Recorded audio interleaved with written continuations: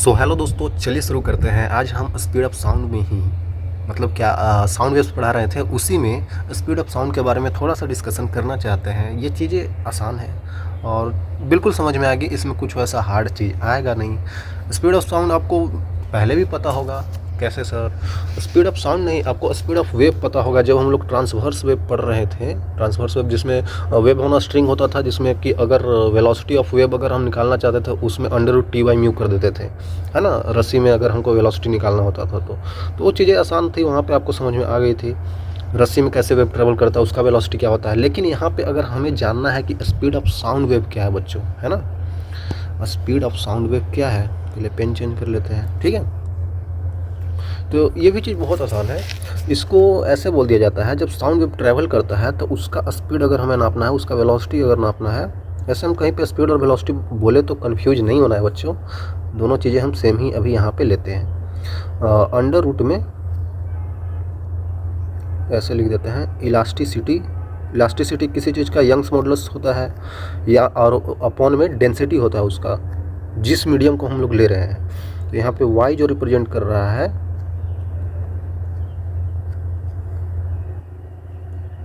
Young's modulus of elasticity. I think आपको पता होगा बच्चों, है ना। यंग्स मॉडुलस ऑफ इलास्टिसिटी होता है। यहाँ पे रो जो है वो है क्या, इसको बोल देते हैं density of medium. Density of medium. Sir आप डायरेक्ट तो फार्मूला बता रहे हो, इसका मतलब कैसे आता है ये तो बता दो। आगे बता रहे हैं बच्चों, अभी आप देख लीजिए, यही आता है फाइनल रिजल्ट। और वेलोसिटी ये किस में है, सॉलिड में है। अगर सॉलिड मीडियम हो तो उसमें अगर हमको लिखना हो वेलोसिटी, तो यंग्स मॉडुलस अपॉन डेंसिटी का अंडर रूट ले लेंगे। यंग्स मॉडुलस यहाँ पे आया है क्योंकि हम यहाँ पे सॉलिड मीडियम में देख रहे हैं। सॉलिड मीडियम में यंग्स मॉडुलस लिखते हैं। आपको पता होगा, पीछे हमने वो चीज़ बता रखा है जब हम लोग बता रहे थे प्रॉपर्टीज़ ऑफ मैटर में। और वेलोसिटी अगर देखा जाए तो एक होता है बल्क मॉडुलस अपॉन डेंसिटी। मतलब कि क्या, बल्क मॉडुलस भी यहाँ पे क्या हो गया, ये भी वही इलास्टिसिटी का ही चीज़ है। इसको बोल दिया जाता है bulk modulus. Bulk modulus of elasticity बोल दिया जाता है। इसको इसलिए बल्क मॉडुलस बोला गया है क्योंकि बच्चों यहाँ पे जो डेंसिटी हम ले रहे हैं ना, डेंसिटी ले रहे हैं, डेंसिटी ऑफ मीडियम जो ले रहे हैं वो या फिर एयर का है या फिर वो लिक्विड का है, इसीलिए इसमें हमने बल्क मॉडुलस लिया है ना। इसको बोला जाता है volumetric stress upon volumetric strain. अगर आपने पढ़ा होगा तो आपको पता चल रहा होगा बच्चों, volumetric stress upon volumetric strain होता है। और बिल्कुल आसान है भाई, ये चीज़ ऐसे समझिए ना कि वेलोसिटी ऑफ साउंड जो है वो ऐसा होता है जो इलास्टिक प्रॉपर्टी होता है। जो भी हमारे पास चीज़ है, मीडियम है, इलास्टिसिटी अपॉन उसका डेंसिटी, इस चीज़ पे डिपेंड करता है। जो जितना ज़्यादा इलास्टिक होगा वो उसमें वेलोसिटी ऑफ साउंड उतना ज़्यादा होगा। जैसे सॉलिड ले लेते हैं, सॉलिड लिक्विड गैस होता है तो सॉलिड में इलास्टिक प्रॉपर्टी ज़्यादा होता है। वो तुरंत, जैसे अगर मान लेते हैं ना कोई सॉलिड चीज़ को अगर ब्रिटल नहीं हो, मतलब डायरेक्ट नहीं टूट जाए, थोड़ा सा इलास्टिक तो होता ही है भाई, है ना। सॉलिड चीज़ें बच्चों जैसे होता है ना, जैसे हम स्टील का कुछ ले लेते हैं रोड, तो ऐसे कर देते हैं तो तुरंत ऐसे आ जाता है, ऐसे करते तुरंत आ जाता है, क्योंकि उसमें इलास्टिक प्रॉपर्टी ज़्यादा है भाई, इलास्टिकनेस ज़्यादा है उसमें। तो जिसमें इलास्टिकनेस ज़्यादा हो गई उसमें वेलोसिटी ऑफ साउंड भी ज़्यादा होगी, है ना। वाटर में मतलब कि लिक्विड में थोड़ा सा कम होता है, फिर गैस में और कम होता है। बोलेंगे कि सर जी अगर डेंसिटी देखा जाए तो डेंसिटी भी तो ज़्यादा होता है सॉलिड में, तो डेंसिटी ज़्यादा होगा तो वेलोसिटी ऑफ साउंड तो कम हो जाएगा, तो सॉलिड में तो वेलोसिटी ऑफ साउंड कम होना चाहिए। ये चीज़ तो सोच सकते हैं, क्योंकि डेंसिटी मतलब कि कितना डेंस है उसके मॉलिक्यूल, उसके पार्टिकल्स उस मैटर के अंदर कितना ज़्यादा पास है ना। तो सॉलिड में तो ज़्यादा पास है। तो बच्चों ये बात आपका बिल्कुल सही है कि डेंसिटी भी ज़्यादा होता है सॉलिड में। लेकिन अगर इन दोनों का रेशियो ले रहे हैं, इलास्टिकनेस और डेंसिटी का, तो उसमें इलास्टिकनेस बहुत ज़्यादा होता है एज कम्पेयर टू डेंसिटी। तो इन दोनों का रेशियो लेंगे फिर भी ज़्यादा ही आएगा सॉलिड में। इसीलिए बोल देते हैं कि वेलोसिटी ऑफ साउंड जो होता है वो सॉलिड में सबसे ज़्यादा होता है, फिर लिक्विड में होता है, फिर गैस में होता है। गैस में तो मॉलिक्यूल्स बहुत दूर दूर होते हैं ना बच्चों, इसीलिए। तो ये चीज़ बस ऐसे नॉर्मली मैंने बता दिया, ये चीज़ पता भी होगा, इसमें बताने का वैसा कोई ख़ास चीज़ था नहीं। और अगर आप ध्यान दें तो हमने कल भी एक चीज़ बताया था बच्चों, उसको आज हम यूज करेंगे कि अगर हम लोग को कहीं पे लिखना हो कि जब साउंड ट्रेवल कर रहा हो तो उसमें जो डिस्प्लेसमेंट का इक्वेशन होता है s equal to s naught sine of omega t minus का के एक्स होता है। हाँ सर, ये चीज़ तो बता रखे हैं आप। और मान लेते हैं कि अगर हमें प्रेशर के टर्म में लिखना है तो प्रेशर इक्वल टू होता है P note cos of omega t minus का के एक्स होता है, ठीक है। और यहाँ पी नोट का जो वैल्यू आता था बच्चों वो कितना आता था, बी के ऑफ एस नोट आता था, सिंपल। और यहाँ पे एक माइनस भी आता था, कुछ बच्चे याद होगा किन्हीं को तो वो बोलेंगे कि सर यहाँ पे माइनस भी आता था। माइनस क्यों आता था, जब हम लोग बल्क मॉडुलस का फार्मूला यूज करते थे delta p upon delta v upon v, तो अगर हमने यहाँ पे बल्क मॉडुलस का फार्मूला में यहाँ पे नेगेटिव नहीं लगाया है तो हमारे पास डायरेक्टली फार्मूला ये आ जाता था प्रेशर का।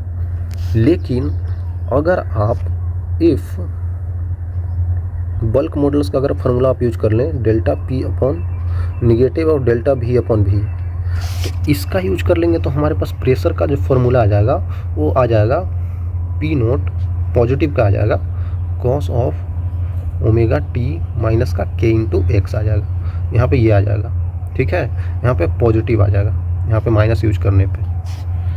बोलेंगे सर अब ये कन्फ्यूजन क्यों क्रिएट कर रहे हो यार, कल तो ये बताए थे कि यहाँ पे माइनस आ रहा था, माइनस बी के एस नोट आ रहा था, ठीक है। और यहाँ पे अब बोल रहे हो कि सर जी यहाँ पे निगेटिव करोगे तो पॉजिटिव आ जाएगा। मतलब बात क्या है, बात तो बताओ सर।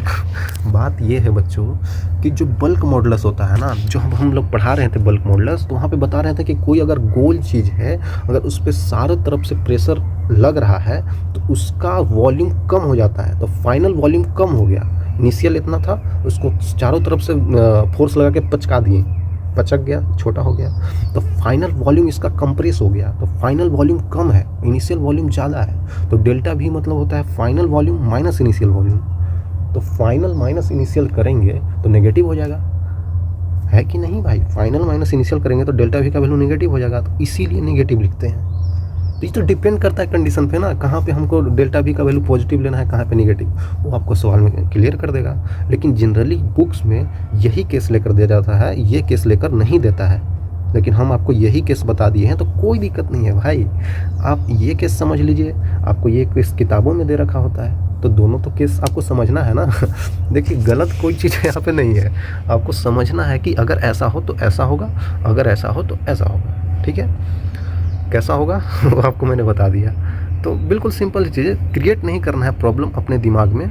तो अगर आपको कहीं पे लेना हो, अगर सोचना हो तो बच्चों आप ये किताबों वाला चीज़ ही ले लीजिएगा, क्योंकि ये चीज़ हर जगह पे दे रखा है। लेकिन ये चीज़ नहीं दे रखा है कि आप यहाँ पे ये ले लें, पॉजिटिव में ले लें, तो आप निगेटिव वाला ले लीजिएगा, है ना, कोई दिक्कत नहीं है। बस थोड़ा सा ही तो अंतर आता है। अगर आप ये दोनों समझ रहे हैं तो और अच्छी बात है ना, दोनों समझ रहे हैं तो और अच्छी बात है।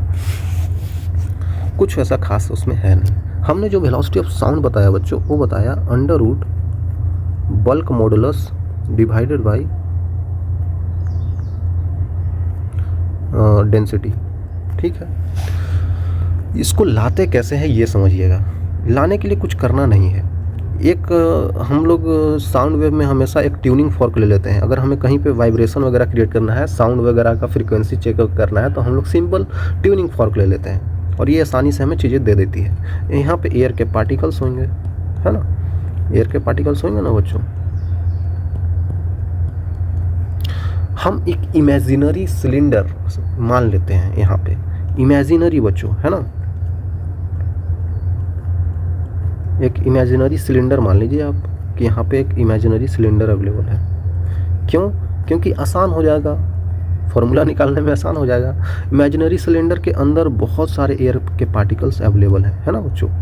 अगर ट्यूनिंग फोर्क यहाँ पे वाइब्रेट किया है, अगर ट्यूनिंग फोर्क वाइब्रेट किया है, ऐसे ऐसे ऐसे ऐसे करता है ना, तो एयर के पार्टिकल्स यहाँ पे कंप्रेस या फिर एक्सपेंड होते रहेंगे, है ना। एयर के पार्टिकल्स ऐसे पास आते रहेंगे, कंप्रेशन, दूर जाते रहेंगे, रेयर फ्रैक्शन, तो ऐसे ऐसे होते रहते हैं, ठीक है। तो किसी एक जगह पे मान लेते हैं कि एक ये यहाँ पे हमने ले लिया है, इसको भी इसी कलर से ले लेते हैं ना बच्चों।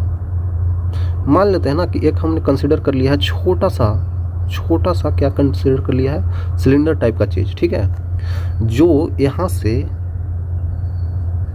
x डिस्टेंस दूरी पे है और इसका पूरा लेंथ हमको dx दे रखा है, ये मान लिया हमने मानना पड़ेगा बच्चों, है ना। ठीक है, कोई दिक्कत नहीं है सर। इसका एरिया हमने a ले रखा है, इसका एरिया हमने a ले रखा है, सिलेंडर है तो इसका बेस का एरिया कुछ तो होगा, ठीक है। इसके अंदर के जो एयर के पार्टिकल्स हैं बच्चों, इस ट्यूनिंग फोर्स के इस वाले इधर वाले से जो भी पार्ट है, इसका वाइब्रेशन की वजह से इसमें कंप्रेशन और एयर फ्रैक्शन हो रहा होगा, तभी तो साउंड ट्रेवल कर रहा है इधर तक भाई, ठीक है। तो मान लेते हैं कि इस साइड इसके पे प्रेशर क्या होगा और इस साइड प्रेशर क्या होगा, आप बताइए। तो इस साइड प्रेशर x डिस्टेंस पे मान लेते हैं p प्रेशर है, तो x plus D x distance पे इधर क्या प्रेशर होगा, p प्लस छोटा सा और dp जोड़ लेंगे भाई, छोटा सा प्रेशर ऐड होगा ना, क्योंकि छोटा सा डिस्टेंस बढ़ गया dx, तो छोटा सा प्रेशर इधर ऐड कर देंगे। ठीक है सर, आपको पता होगा pressure equal to force per unit area होता है, तो फोर्स कितना लग रहा होगा सिलेंडर के बेस पे इधर की तरफ, क्योंकि इस पे तो इधर ही फोर्स लग रहा होगा, इस पे तो इधर ही फोर्स लग रहा होगा। ठीक है सर, मान लेते हैं एक और प्रेशर लग रहा होगा, कौन सा प्रेशर सर, एक एटमॉस्फेरिक प्रेशर ऐड कर लो बच्चों आप लोग। एटमॉस्फेरिक प्रेशर तो ऐड नहीं कर सकते, एटमॉस्फेयर में ही तो है भाई, एयर ही तो है सब जगह तो एटमॉस्फेरिक प्रेशर मान लेते हैं हमने ऐड कर लिया। ठीक है, अगर इसमें प्रेशर इंटू एरिया कर दे तो फोर्स आ जाएगा, है कि नहीं बच्चों। तो इसमें इधर से फोर्स लग रहा होगा, इसमें इधर से फोर्स लग रहा होगा, तो ये जो हमारे पास आया है सिलेंडर बच्चों, ऐसे करके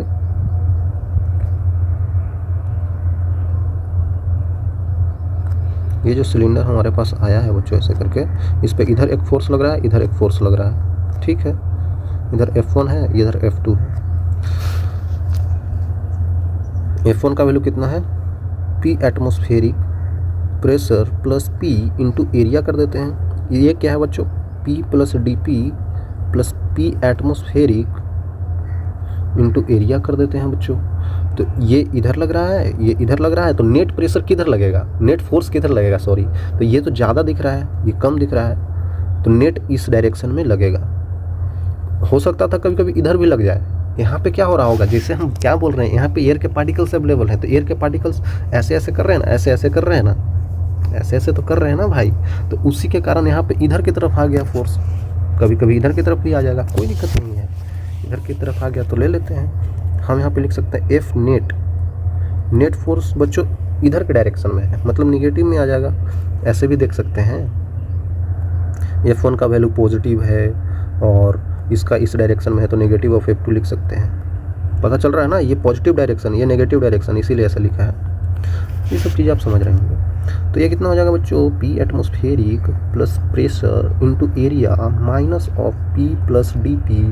सर बार बार लिख रहे हो, जल्दी से कर दो, आप भी कीजिए बच्चों जल्दी से। यहाँ पे अगर PATM देखा जाए, PATM कट गया, PP भी कट ही गया, तो यहाँ पे आपके पास आ क्या रहा है, F नेट का वैल्यू आ कितना रहा है आपके पास बच्चों, नेट फोर्स आपके पास आ रहा है माइनस का एरिया इंटू DP। ठीक है भाई, तो F नेट मतलब नेट फोर्स है, ये इस पे लगने वाला नेट फोर्स इस डायरेक्शन में है, तो फोर्स बराबर मास इंटू एक्सेलरेशन तो होता ही है, होता है कि नहीं, फोर्स बराबर मास इंटू एक्सेलरेशन तो होता ही है। तो बोलेंगे सर यहाँ पे मास कहाँ है, ये तो एयर के पार्टिकल्स। ठीक है बच्चों, मास के टर्म में लिखना है तो मास क्या होता है, डेंसिटी इंटू वॉल्यूम तो लिख ही सकते हैं, मास को हम लोग डेंसिटी इंटू वॉल्यूम तो लिख ही सकते हैं। और एक्सेलरेशन कैसे लिखेंगे सर, तो एक्सेलरेशन के लिए हम नहीं कर सकते हैं, एक्सेलरेशन क्या होता है, dv/dt होता है। तो सर यहाँ पे वेलोसिटी तो है ही नहीं, कोई दिक्कत नहीं है, अगर वेलोसिटी निकालना रहता था तो हम लोग डिस्प्लेसमेंट का डिफरेंशिएशन कर देते थे विथ रिस्पेक्ट टू टाइम, मतलब dx/dt, तो वेलोसिटी आ जाता था, उसी को एक बार और कर देंगे तो d2x/dt², तो एक्सेलरेशन दे देगा, है कि नहीं। अगर आप पढ़े हों तो आपको याद होगा, ऐसे लिख सकते हैं d2x/dt²। ठीक है, कोई दिक्कत नहीं है, लिख सकते हैं, लेकिन ये चीज़ समझिएगा, यहाँ पे x तो इसका लेंथ था भाई, तो हम यहाँ पे x नहीं लिख सकते हैं, यहाँ पे डिस्प्लेसमेंट, छोटा सा डिस्प्लेसमेंट अगर देखा जाए, अगर ये ऐसा इस डायरेक्शन में थोड़ा सा डिस्प्लेस हुआ होगा तो उसको हम लोग ds लिख सकते हैं, है ना। ये छोटा सा डिस्प्लेसमेंट ds, भाई ये dx इसका लेंथ है और जो डिस्प्लेसमेंट हो रहा है वो ds है, तो हम लोग यहाँ पे dx के जगह पे ds लिखना होगा। ओके सर, अब जाकर समझ में आया, ठीक है, आ गया समझ में, तो आगे कर लेते हैं। तो अब देखिए बच्चों, अगर देखा जाए तो मास इंटू एक्सेलरेशन मतलब मास का वैल्यू कितना है बच्चों, चलिए यहाँ लिख देते हैं, माइनस का a into d p equal to mass है डेंसिटी इंटू वॉल्यूम, वॉल्यूम कितना है बच्चों, एरिया इंटू उसका लेंथ dx, यहाँ पे dx आएगा, ठीक है, इंटू यहाँ पे आ जाएगा Chintu d2s upon dt square. तो आप देख सकते हैं कुछ कुछ कट सकता है, एरिया एरिया, ठीक है, एरिया यहाँ पे आ जाएगा dp upon dx equal to, यहाँ पे नेगेटिव तो था ही, रो इंटू डेल भी लिख सकते हैं, लेकिन d2s लिख रहे हैं तो d2s लिखते हैं, dt स्क्वायर लिख देते हैं। अब dp अपॉन dx और ds अपॉन dt कितना होगा, तो चलिए आगे पेज पे आ जाते हैं। आपको पता होगा s का वैल्यू हमने लिखा था s note sine omega t minus का k इंटू एक्स, और पीछे ही बताया हमने, कल ही बताया था, प्रेशर का वैल्यू था p note cos omega t minus का k इंटू एक्स। ये कब आता था बच्चों, जब हम लोग बल्क मॉडुलस का फॉर्मूला यूज करते थे, delta p upon delta v upon v, वो निगेटिव वाला, ठीक है, कोई दिक्कत नहीं है, यही लेकर सोल्व कर देते हैं भाई। तो यहाँ पे क्या आ जाएगा बच्चों, ds अपॉन dt कितना आ जाएगा, एक बार और करेंगे लेकिन पहले ये कर लेते हैं, s नोट साइन का हो जाएगा कॉस, और t के टर्म में है तो ओमेगा बाहर आ जाएगा, cos of omega t minus का k इंटू एक्स आ जाएगा। अब आ जाएगा d2s upon dt square equal to, cos का निगेटिव आ जाएगा, negative of s naught omega square, ठीक है ना, हाँ, sine of omega t minus का k इंटू एक्स। इसका भी डिफ्रेंशिएशन कर दीजिए, dp अपॉन dx का वैल्यू कितना हो जाएगा, देखिए कॉस का होता है साइन, तो पी नोट हो जाएगा, साइन हो जाएगा, निगेटिव का आ जाएगा ओमेगा टी माइनस का के इंटू एक्स, और अंदर एक्स के टर्म में हो रहा है, तो यहाँ पे एक्स के टर्म में हो रहा है तो किसका कोफिशिएंट, माइनस के है, तो माइनस के बाहर आएगा तो यहाँ पे प्लस कर देगा, ठीक है, ठीक है, ठीक है। और इसका वैल्यू आपको पता है ना बच्चों, हम लोग पी नोट का वैल्यू क्या लेते थे, बी के एस नोट लेते थे, बी के एस नोट लेते थे, तो इसका यूज कर लेते हैं, इसको और वही ऐसे लिख सकते हैं, पी नोट का वैल्यू हम लोग बी के एस नोट लिखते थे, याद कीजिए, ठीक है।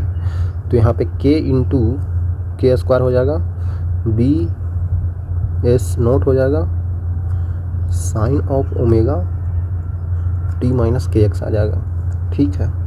तो इसको हम लोग इधर ले आते हैं फिर से, minus d p upon d x, d p upon d x minus करेंगे तो कितना हो जाएगा बच्चों, k square b s naught, k square b s note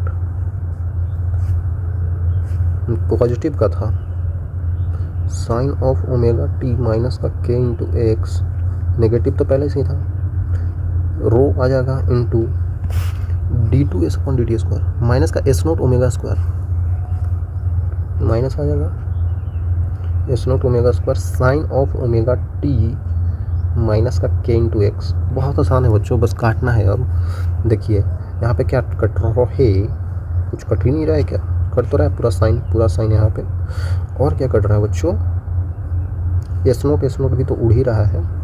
अब इसके आगे आप नहीं ला सकते हैं, इसके आगे आप नहीं ला सकते हैं, क्यों नहीं ला सकते हैं, बहुत आसान हो गया। देखिए माइनस माइनस भी कट ही रहा है, तो यहाँ पे लिख सकते हैं ना, k square b equal to density into omega square. आपको पता है ओमेगा बराबर केंद्रीय विद्यालय के इंटू वी होता है, तो हमको वी चाहिए तो ओमेगा को हटा देंगे, है कि नहीं, है कि नहीं। तो ओमेगा इक्वल टू केंद्रीय विद्यालय होता है k square b equal to density into, इसको के स्क्वायर इंटू वेलोसिटी का स्क्वायर आ जाएगा, ये के स्क्वायर तो उड़ ही गया, तब यहाँ से क्या आ गया,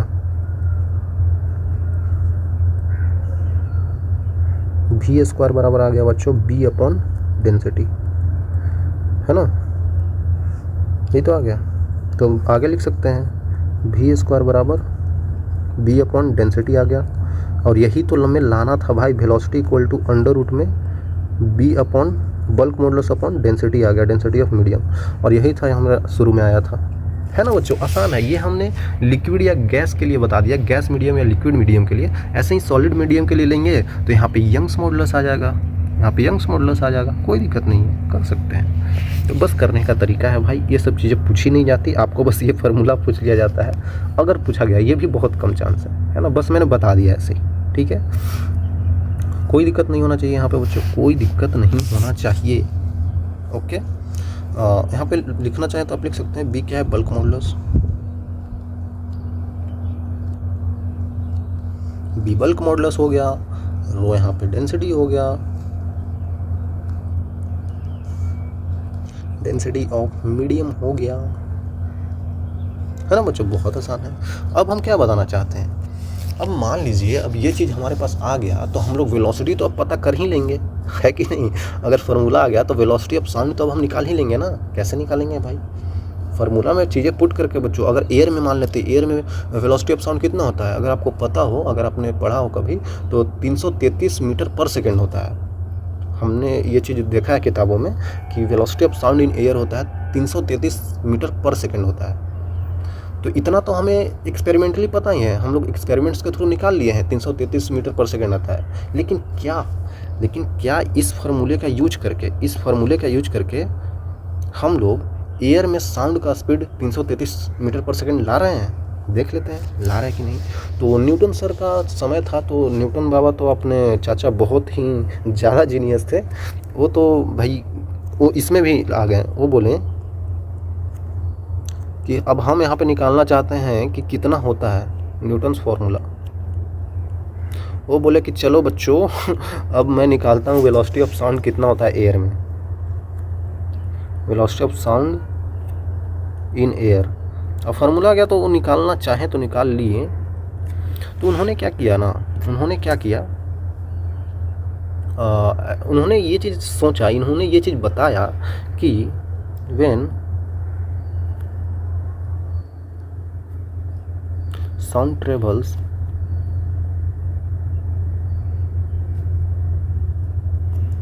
in air, then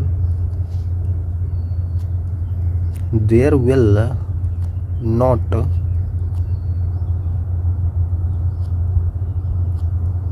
temperature change,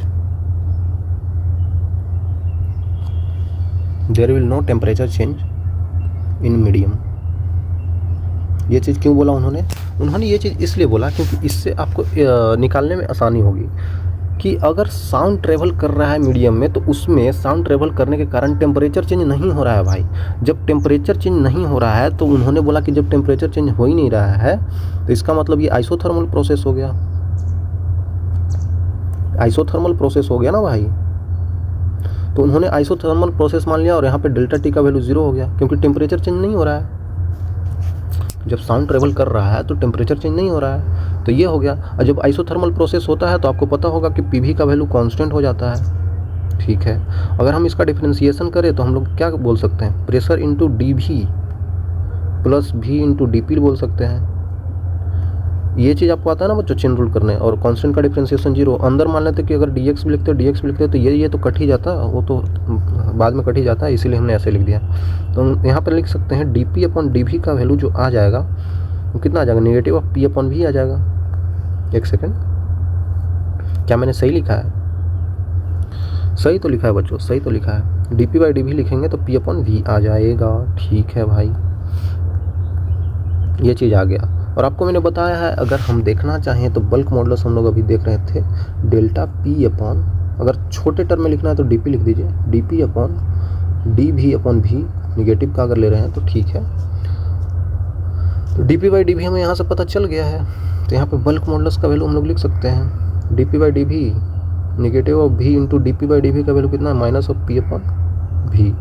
तो यहाँ पे भी कट गया, नेगेटिव नेगेटिव पॉजिटिव हो गया, तो बल्क मॉडुलस यहाँ पे प्रेशर के टर्म में भी लिखा जा सकता है। ये बहुत इंपॉर्टेंट चीज़ आ गया बच्चों। अब आप यहाँ पे वेलोसिटी ऑफ साउंड जो है उसको आप अंडर रूट में बल्क मॉडुलस अपॉन रो तो लिख ही रहे थे, और यहाँ पे आप प्रेशर अपॉन रो भी लिख सकते हैं। ठीक है, कब? जब न्यूटन्स फार्मूला आया था, न्यूटन अंकल ने निकाला था, तो उन्होंने ये चीज़ ऐसे करके दिया भाई। ठीक है, तो एट एसटीपी की अगर बात करें, एसटीपी स्टैंडर्ड टेम्परेचर प्रेशर पे, तो जहाँ पे टेम्परेचर का वैल्यू हम लोग 0 डिग्री सेल्सियस लेते हैं, प्रेशर का वैल्यू हम लोग लिखते हैं 26 सेंटीमीटर ऑफ Hg, और डेंसिटी जो हमारे पास आ जाता था वो कितना आ जाता था बच्चों? एक सेकंड, डेंसिटी कितना आ जाता था? 1 पॉइंट कितना आता था? याद कीजिए 1.293 के आसपास आता था, इतना ही आता होगा।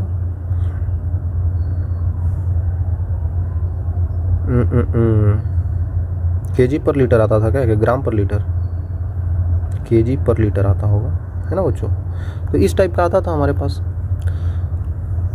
मीडियम का ऐसा डेंसिटी ये चीज़ है, मीडियम का यहाँ पे प्रेशर ये चीज़ लिया गया है मीडियम में, और यहाँ पे टेम्परेचर मीडियम का ही सब कुछ ले रखे हैं स्टैंडर्ड टेम्परेचर प्रेशर पे। तो इन चीज़ों को कंसिडर करके अगर हमने वेलोसिटी ऑफ साउंड निकाला तो कितना आ रहा था बच्चों? अंडर रूट में p/रो आया था हमारे पास यहाँ पे। ठीक है, अंडर रूट p/रो आया था, इसके बाद हमने क्या किया? इसका वैल्यू रख दिया, तो लगभग कितना आ रहा था अगर आप यहाँ पे रख दें? ऐसे इसके टर्म में लिखा है, या फिर हम लोग ऐसे भी लिख सकते हैं पास्कल के टर्म में 1.015, यही होता था ना, पता नहीं मैं भूल गया, इंटू 10⁵ पास्कल के टर्म में होता था। नीचे आता था ग्राम के टर्म में अगर लिखना चाहें तो 1.293 इंटू 10⁻³ ग्राम पर लीटर। तो इन सब को सोल्व करने के बाद आपके पास लगभग वेलोसिटी ऑफ साउंड आ रहा था 270 मीटर पर सेकंड। तो भाई न्यूटन अंकल उस टाइम पे बहुत ज़्यादा अच्छे साइंटिस्ट थे, तो उनका रिजल्ट गलत आ रहा था। ये क्या हुआ भाई? न्यूटन सर ने गलत कहाँ कर दिया? न्यूटन चचा दिमाग ख़राब हो गया क्या उनका? देखिए यहाँ पे 270 मीटर पर सेकंड ला दिया था उन्होंने, बट एक्चुअल एक्सपेरिमेंट के थ्रू तो कितना आ रहा था? 333 मीटर पर सेकंड। भाई इन दोनों में बहुत ज़्यादा अंतर है, इतना भी अप्रोक्सीमेशन नहीं लेना होता है। बाय एक्सपेरिमेंट करने पे हमारे पास वेलोसिटी ऑफ साउंड जो आ रहा था वो तो आ रहा था 333 मीटर पर सेकेंड। तो भाई इतना तो है ही नहीं, ये तो गलत हो गया। तो सही किया जाएगा, ऐसा नहीं है कि सही नहीं किया जाएगा। एक चीज़ और यहाँ पे देखना चाहें तो आप देख सकते हैं बच्चों, यहाँ पे अगर आइडियल गैस के केस में अगर कंसिडर करें तो क्या हो जाएगा? p/रो है, समझ रहे हैं आप? PV = nRT होता है। अगर p/रो लिखना चाहें तो नहीं लिख सकते हैं, क्योंकि नंबर ऑफ मोल्स क्या होता है? Given mass upon molecular mass, है कि नहीं? Given mass upon molecular mass. यहाँ पे given mass upon molecular mass लिख देंगे, तो यहाँ पे वॉल्यूम है, यहाँ पे है गिवन मास, यहाँ पे है, इसको नीचे लाएंगे, इसको भी नीचे लाएंगे तो नहीं हो जाएगा। आप समझ पा रहे हैं? देखिए मैं आगे लिख देता हूँ, अच्छा रहेगा, आपको समझ लीजिएगा। तो PV = nRT जो लिखते थे हम लोग, तो P × V = given mass upon molar mass, R × T होता था। अगर देखा जाए तो यहाँ पे लिख सकते हैं pressure upon given mass upon volume = RT/, molecular mass. नहीं लिख सकते हैं, ध्यान से देख लीजिए, है ना? तो ये चीज़ क्या हो गया? Pressure upon given mass upon volume क्या होता है? डेंसिटी होता है, = RT/, मॉलिक्यूलर मास आ गया। RT/, मॉलिक्यूलर मास आ गया कि नहीं बच्चों? हाँ आ गया। तो हम इसके जगह पे RT अपॉन मॉलिक्यूलर मास भी लिख सकते हैं आइडियल गैस के केस में। तो यहाँ पे वेलोसिटी ऑफ साउंड जो आ रहा है उसको √P/रो को जगह पे √RT/, मॉलिक्यूलर मास भी लिख सकते हैं। ठीक है, ये क्या है? मोलर मास बोल सकते हैं। अब तो मास नंबर भी बोलते हैं सब, कोई दिक्कत नहीं है, हम फिजिक्स में ऐसा नहीं लेते हैं, ठीक है। तो ये चीज़ आई थिंक आपको समझ में आ गया होगा बच्चों, है ना, ये चीज़ आपको समझ में आ गया।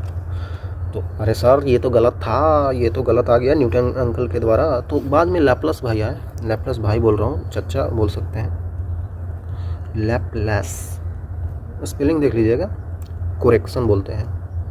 लैपलास आए और उन्होंने करेक्ट कर दिया इस चीज़ को। उन्होंने बोला जो आप न्यूटन चर्चा से पढ़े हैं ना, कि बोल रहे हैं कि जब साउंड ट्रेवल कर रहा है मीडियम में तो वहाँ पे उसका टेम्परेचर चेंज नहीं हो रहा है।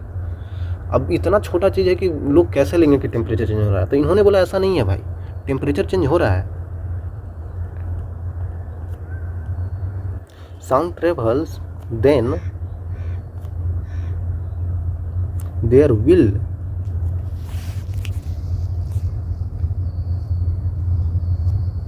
temperature changes, but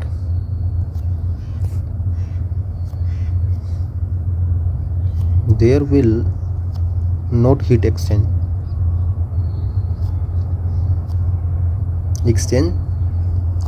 due to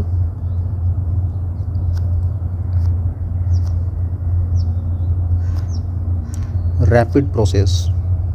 मतलब कि क्या, देखिए यहाँ पे बताया ये जा रहा है कि हीट चेंज तो हो रही है, सॉरी टेम्परेचर चेंज तो हो रही है, लेकिन हीट का एक्सचेंज नहीं हो रहा है। मतलब कि समझिएगा, जब ये चीज़ें बहुत फास्ट हो रही है, साउंड ट्रेवल कर रहा है तो भाई कंप्रेशन रेयरफैक्शन बहुत जल्दी जल्दी होता है।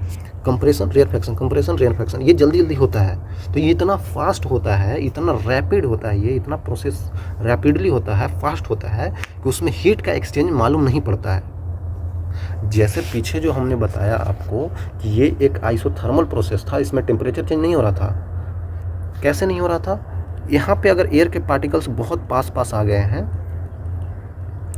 यहाँ पे एयर के पार्टिकल्स बहुत पास अगर आ गए हैं तो यहाँ पे कंप्रेशन हो गया है। अगले ही क्षण यहाँ पे क्या हो जाएगा, रेयरफैक्शन हो जाएगा। अगले ही क्षण यहाँ पे रेयरफैक्शन हो गया। तो जब ये पास में मॉलिक्यूल सारे आ गए तो कंप्रेशन के कारण बोला जाता है, कंप्रेशन के कारण यहाँ पे डेंसिटी ऑफ मॉलिक्यूल्स ज़्यादा हो गए तो यहाँ पे टेम्परेचर राइज होगा। यही तो लैपलास भाई बता रहे हैं, लैपलास अंकल बता रहे हैं कि जब मॉलिक्यूल्स पास आ जा रहे हैं ना तो यहाँ पे टेम्परेचर जो है ना बढ़ जाएगा। लेकिन जब न्यूटन्स फार्मूला के अकॉर्डिंग टेम्परेचर चेंज नहीं होता था, नो टेम्परेचर चेंज। लेकिन आगे चल के पता चला कि अगर मॉलिक्यूल्स पास आ रहे हैं, कंप्रेशन हो रहा है, मॉलिक्यूल डेंस हो जा रहे हैं, तो वहाँ पे टेम्परेचर राइज हो रहा है। ओ, तभी तो ये करेक्शन लाया गया, तभी तो यहाँ पे टेम्परेचर चेंज हो रहा है। यहाँ पे टेम्परेचर हाई हो जा रहा है, यहाँ पे टेम्परेचर कम हो जा रहा है, रेयरफैक्शन में कम हो जा रहा है क्योंकि मॉलिक्यूल्स दूर दूर चले गए।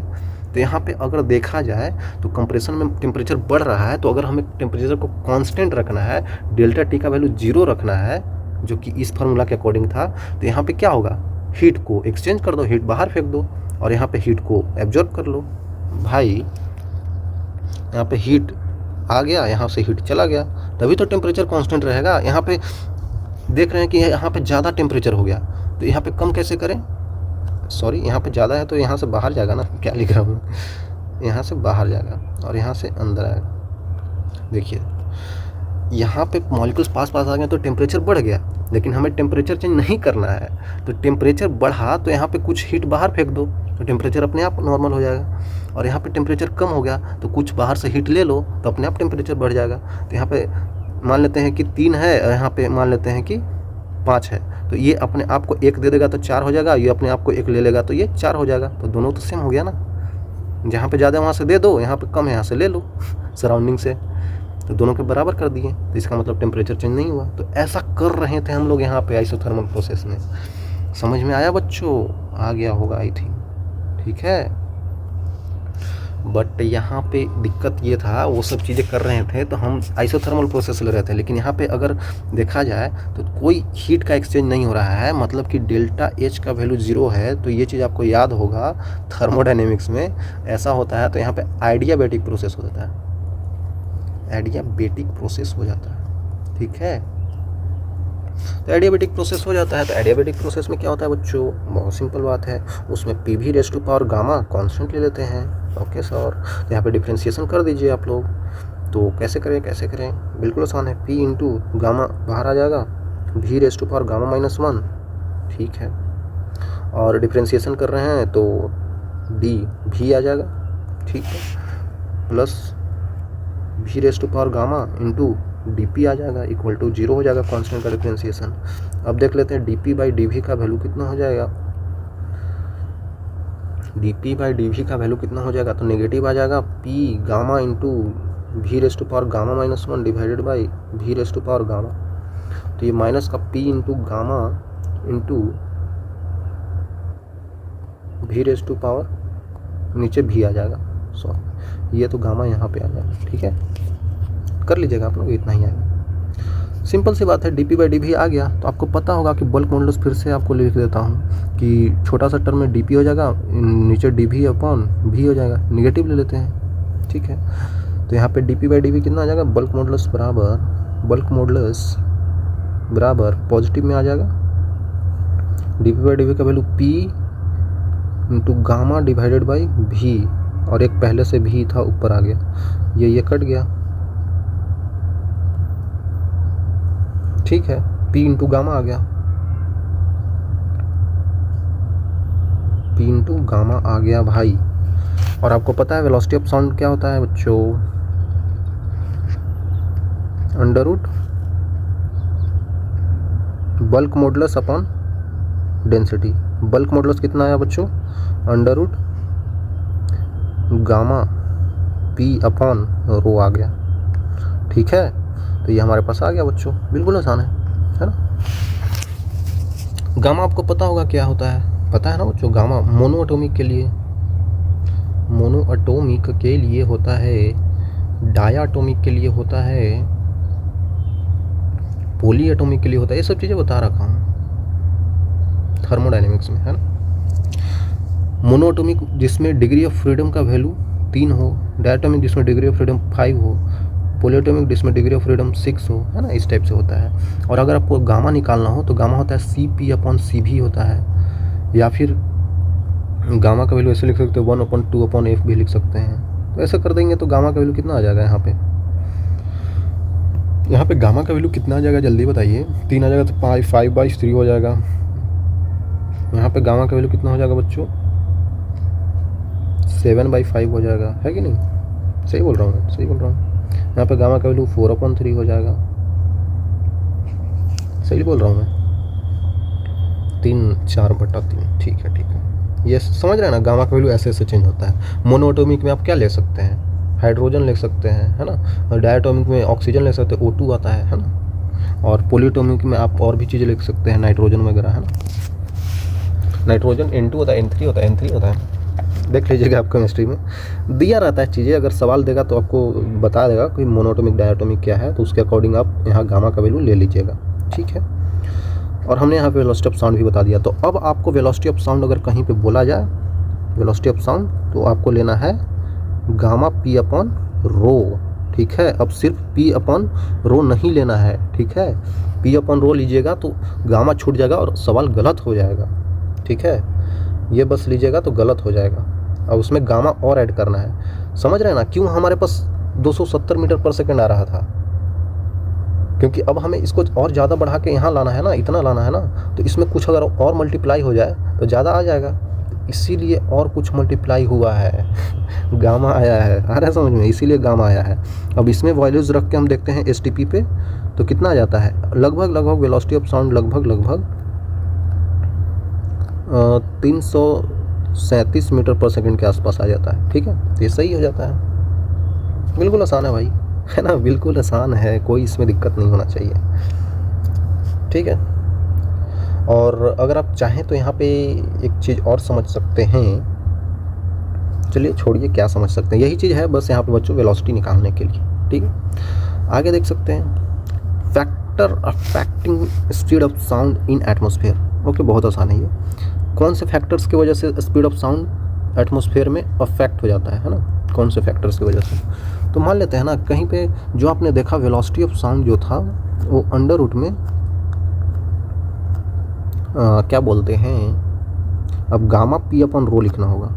एक चीज़ और इसको लिख सकते हैं एक और तरीके से, कैसे लिख सकते हैं, पी अपॉन रो का वैल्यू हम लोग RT बाई मॉलिकुलर मास लिखे थे, है ना, तो gamma into RT divided by molecular mass भी लिख सकते हैं, बिल्कुल आसानी से लिख सकते हैं।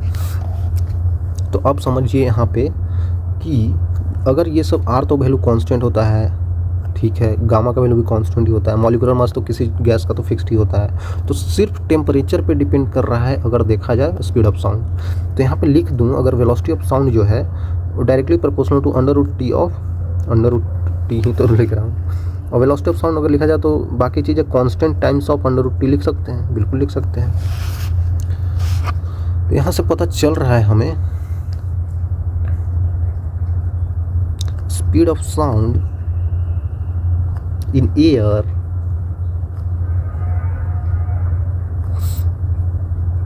depends on temperature, है ना, उस टेम्परेचर पे डिपेंड करता है। तो टेम्परेचर घटा बढ़ा के हम लोग चीज़ें चेंज कर सकते हैं। इफ़ मान लेते हैं टेम्परेचर का वैल्यू हम लोग 4 टाइम्स इंक्रीज कर दिए, 4 टाइम्स इंक्रीज कर दिए हैं, तो इसका मतलब वेलोसिटी ऑफ साउंड हमारे पास 2 टाइम्स इंक्रीज हो जाएगा। ये सब चीज़ें बहुत आसान है, सवाल आएगा तो आप आसानी से कर लीजिएगा, बस यही बताना था। तो ये सब तो लार्ज चेंज के लिए हो गया, लेकिन कहीं पे स्मॉल चेंजेस हैं, छोटे चेंजेस के लिए, तो वहाँ पे कैसे करेंगे। For small changes in temperature, temperature में छोटा चेंज के लिए कैसे करेंगे, तो वेलोसिटी ऑफ साउंड आपको पता है K इंटू T के पावर में कितना था, हाफ था। तो आप चाहे तो बाइनोमियल एक्सपेंशन से भी कर सकते हैं या फिर लॉगरिथमिक से कर लीजिए। लॉग से कर लेते हैं तो लॉग ले लेंगे तो log ऑफ भी आ जाएगा equal to log of K आ जाएगा प्लस हाफ बाहर आ जाएगा, log ऑफ T आ जाएगा। सिंपल है यार।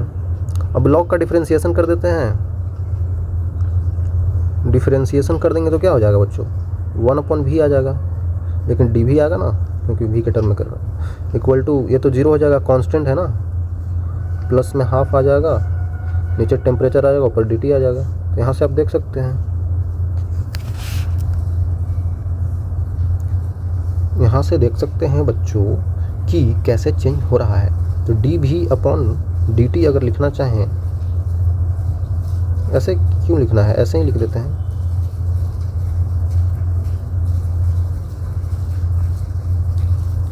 डी भी इक्वल टू कितना आ रहा है, change in volume upon original volume equal to half of change in temperature upon original temperature, ठीक है। तो ऐसे चेंज होगा। अगर परसेंटेज चेंज लिखना है तो dv/v इंटू 100 कर दीजिए, परसेंटेज चेंज में आ जाएगा, equal to half of dt/t इंटू 100 हो जाएगा। इसको बोलते हैं percentage change,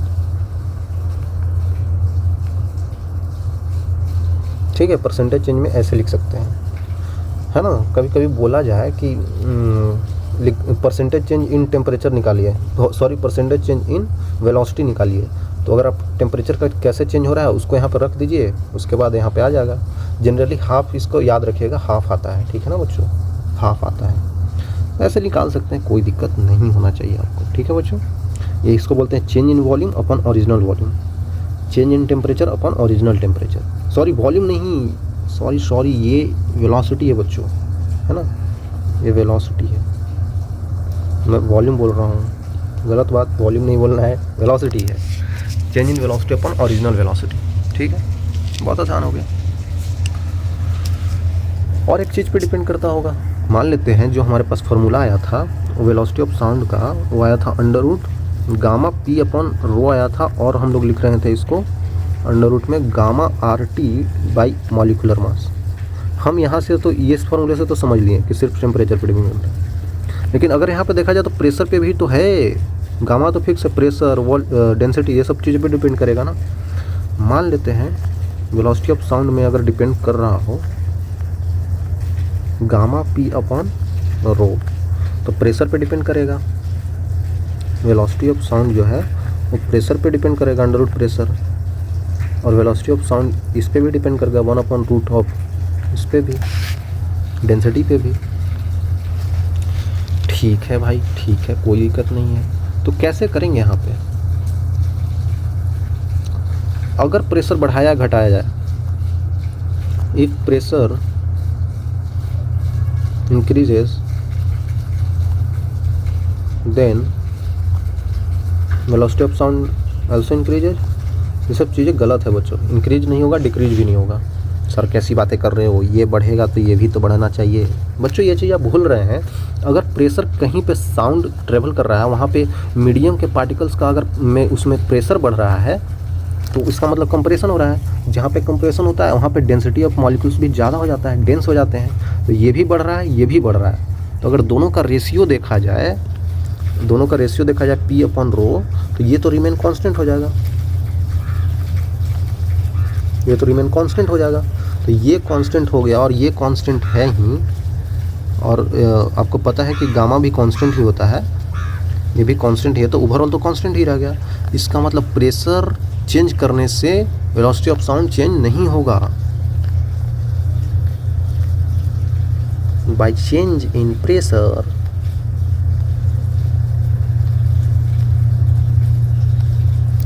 there will not change in speed of sound, है ना। स्पीड ऑफ साउंड में कोई भी चेंज नहीं होगा भाई, ठीक है, कोई दिक्कत नहीं है। एक और चीज़ कहीं पे ह्यूमिडिटी के बारे में बोल देता है, ह्यूमिडिटी।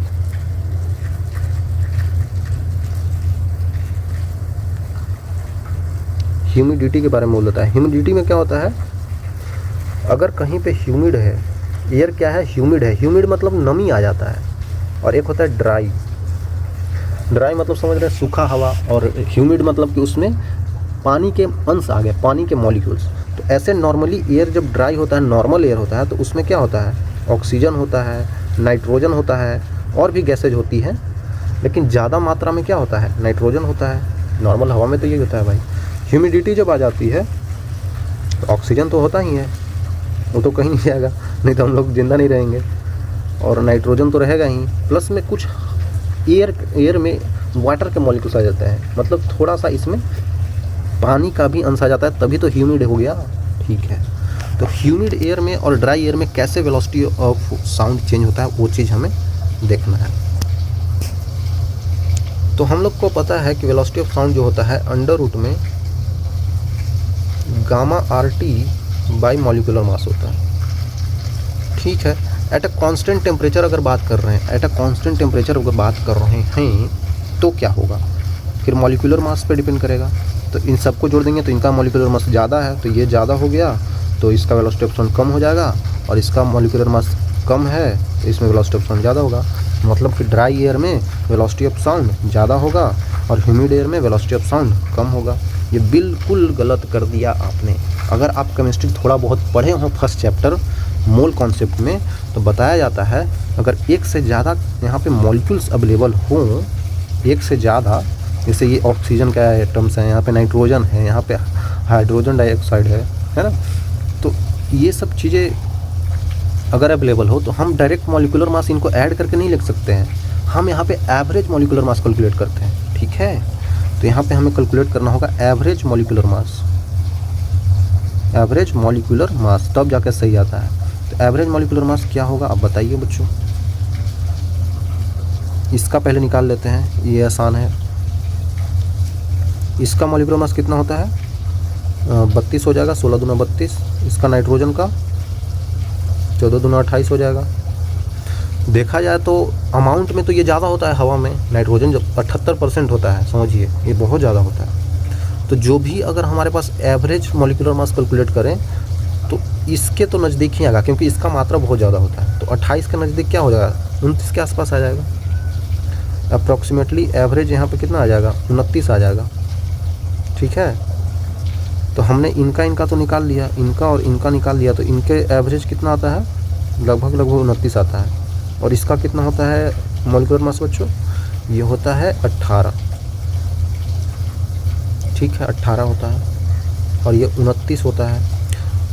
अब अगर हवा आ गई, हवा में नमी आ गई है, मतलब कि यहाँ पे क्या आ गया है, क्या बोलते हैं भाई, यहाँ पे वाटर का मॉलिक्यूल्स भी आ गए हैं। इनका मॉलिक्यूलर मास तो 18 होता है और इनका कितना था बच्चों, इनका तो 32 था, इनका तो 29 था, सॉरी 28 था। तो इन दोनों का एवरेज लेकर हम लोग कितना कैलकुलेट किए, लगभग 29 के आसपास। अब 29 और 18 का एवरेज लेकर अगर हम कैलकुलेट करें तो कितना आएगा, ये बहुत कम है ना भाई, ये बहुत कम है। और ये यहाँ पे एवरेज 29 आया है, तो लगभग इन दोनों के बीच में आना चाहिए। मतलब कि जो भी वैल्यू आएगा वो 29 से तो कम ही होगा भाई। हम कभी भी एवरेज कैलकुलेट करते हैं तो इससे तो बड़ा नहीं आ जाता है और इससे छोटा तो नहीं आ जाता, इन्हीं दोनों के बीच में आता है। तो मतलब 29 से तो बड़ा नहीं होगा, मतलब 29 से छोटा होगा। जो भी होगा इनका average molecular mass will less than 29 से तो छोटा ही होगा ना भाई। मैं क्यों बोल रहा हूँ, क्योंकि ये 29 के आसपास आ रहा है और ये 29 से छोटा है। तो इनका पूरा अगर एवरेज मॉलिक्यूलर मास कैलकुलेट किए तो 29 से कम आया और ये 29 है। इसका मतलब कि इसका एवरेज मॉलिक्यूलर मास कम है, मॉलिक्यूलर मास इसमें एवरेज कम है, तो वेलोसिटी ऑफ साउंड इसमें ज़्यादा होगा। मतलब इसमें ह्यूमिड एयर में वेलोसिटी ऑफ साउंड ज़्यादा होगा और ड्राई एयर में वेलोसिटी ऑफ साउंड कम होगा। ओके सॉरी, इतना कन्फ्यूज करने की क्या ज़रूरत थी। कन्फ्यूज नहीं किया बच्चों ने बताया, ठीक है। तो इसका यहाँ पे लिखना चाहूँ तो मोर मॉलिक्यूलर मास आ रहा है यहाँ पे, और यहाँ पे आ रहा है लेस मॉलिक्यूलर मास, ठीक है। तो आप समझ सकते हैं। तो इसमें क्या हो जाएगा, वेलोसिटी ऑफ साउंड क्या हो जाएगा, लेस है तो ज़्यादा हो जाएगा वेलोसिटी ऑफ साउंड, यहाँ पे वेलोसिटी ऑफ साउंड क्या हो जाएगा, कम हो जाएगा। सिंपल है ना बच्चों। ड्राई और ह्यूमिड में आप समझ गए ना। ड्राई में वेलोसिटी ऑफ साउंड जो होता है gamma RT by M molecular mass अगर लिखना चाहें, यहाँ पे भी लिख लेते हैं gamma RT divided by molecular mass. अभी थोड़ा पानी वानी उधर गिर रहा है बच्चों, हो सकता है आवाज़ मेरा सही नहीं आ रहा हो, तो आप समझिएगा यहाँ मैं जो लिख रहा हूँ, ठीक है। यहाँ पे मॉलिक्यूलर मास क्या हुआ था, ज़्यादा आया था। यहाँ पे मॉलिक्यूलर मास बच्चों कम आया था, इसके कारण यहाँ पे वेलोसिटी ऑफ साउंड बच्चों यहाँ पे ज़्यादा हो गया था। यहाँ से इसके कारण वेलोसिटी ऑफ साउंड यहाँ पे कम हो गया था, ठीक है। ऐसे भी आप समझ सकते हैं, अगर हम लोग वेलोसिटी ऑफ साउंड लिख रहे थे तो under root gamma P by rho लिख रहे थे ना बच्चों, ठीक है, लिख तो रहे थे। तो वहाँ पे देखा जाए तो डेंसिटी कैसे वेरी कर रहा होगा, डेंसिटी कैसे वेरी कर रहा होगा, यहाँ पे देखा जाए तो डेंसिटी कैसे वेरी कर रहा होगा। Density equal to mass per unit volume. तो मॉलिक्यूलर मास, इसका मॉलिक्यूलर मास तो बढ़ गया है भाई, तो इसका डेंसिटी भी बढ़ जाएगा। सो डेंसिटी ऑफ ड्राई एयर जो होगा वो भी बढ़ जाएगा, क्योंकि मॉलिक्यूलर मास वहाँ पे बढ़ गया है। और डेंसिटी ऑफ ह्यूमिड एयर जो होगा वो कम हो जाएगा, क्योंकि मॉलिक्यूलर मास यहाँ पे कम हो गया है, ठीक है। ये बहुत आसान हो गया। इसी के कारण हम लोग यहाँ पे भी समझ सकते हैं, इसके कारण ये कम हो गया है तो वेलोसिटी ऑफ साउंड ज़्यादा हो जाएगा, इसमें ह्यूमिड में। तो चीज़ें आसान है भाई, मैं बस इतना बता रहा हूँ, इतना बताने की ज़रूरत नहीं है, क्योंकि ये चीज़ें समझने लायक है। देख सकते हैं एक सवाल बहुत ईजी सा आ रखा है बच्चों। कौन सा सवाल है, find the speed of sound of hydrogen temperature T पे और स्पीड ऑफ साउंड O2 में दिया हुआ है। O2 में दिया हुआ है 450 मीटर पर सेकंड है भाई। दोनों डायटोमिक गैस दिख रहे हैं हमें। यहाँ पे वेलोसिटी ऑफ साउंड जो लिख सकते हैं हम लोग अंडर रूट में gamma RT divided by molecular mass लिख सकते हैं, ठीक है। तो यहाँ पे velocity of sound in H2 atom divided by अगर velocity of sound in O2 atom लिख दें तो कितना आ जाएगा भाई। देखा जाए तो यहाँ पे गामा सेम है, R सेम है, क्योंकि भाई गामा दोनों का सेम है, क्योंकि दोनों में डायटोमिक है, दोनों डायटोमिक है। तो अगर रेशियो लेना चाहें तो ले सकते हैं। ऊपर आ जाएगा T टेम्परेचर T है हाइड्रोजन एटम का, नीचे मॉलिक्यूलर मास हाइड्रोजन एटम का 2 हो जाएगा। नीचे टेम्परेचर कितना दे रखा है बच्चों, टेम्परेचर हवा तो दोनों का सेम दे रखा है क्या, दोनों का सेम दे रखा लग रहा है। और ऊपर आ जाएगा यहाँ पे मॉलिक्यूलर मास कितना होता है, ऑक्सीजन एटम 32, ये कट जाएगा 16 बार में, ये कट जाएगा तो ऊपर आ जाएगा यहाँ पे 4 आ जाएगा। तो velocity of sound of hydrogen atom जो आ जाएगा, velocity of sound in velocity of hydrogen atoms कितना आ जाएगा, velocity of sound in hydrogen atoms यहाँ पे 4 गुना velocity of sound in oxygen atoms कितना दे रखा है, 450। कितना आ जाएगा बच्चों, 1800 लग रहा है, आ रहा है मीटर पर सेकंड, ठीक है। हाइड्रोजन एटम में मास कम होने के कारण, क्योंकि गामा RT मॉलिक्यूलर मास आता है ना, तो मॉलिक्यूलर मास बहुत कम हो गया, इसी कारण से उसमें स्पीड ऑफ साउंड बहुत ज़्यादा हो गया, ठीक है। ठीक है बच्चों, आई थिंक समझ पा रहे होंगे, बहुत आसान है यार। तो यहाँ तक आने के लिए एक ही बात मैं बोलना चाहूँगा कि थैंक यू बच्चों, है ना, इतना झेलने के लिए। बाकी मिलेंगे आगे यार, ओके बाय, ठीक है।